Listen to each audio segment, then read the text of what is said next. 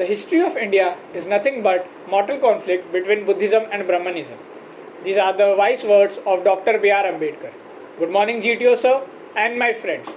I have chosen my lecture topic as Dalit Atrocities Act, and I have divided this topic in 5 parts, that is, defining atrocities, genesis, the SC and SC Act 1995, story of the decade 2010 to 2020, and conclusion. So, what is atrocity?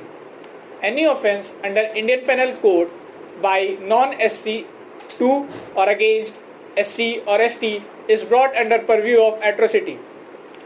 These can be inhuman act at unimaginable magnitude. Now we can see the genesis.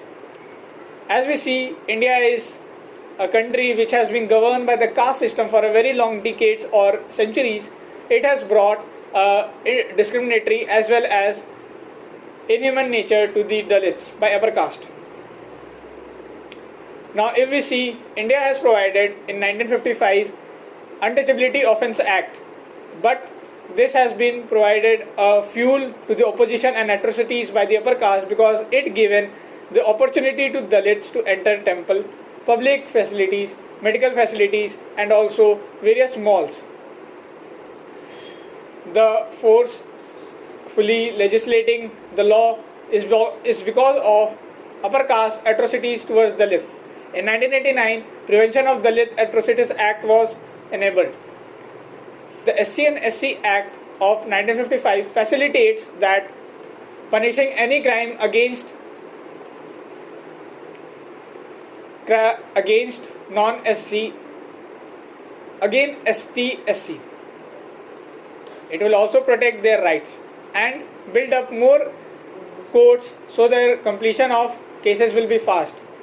Story of the decade. On 20th March 2018, Supreme Court has made provision for removal of automatic arrest. It means that police has to inquire within 7 days of complaint before filing FIR. Dalit has made the statement that the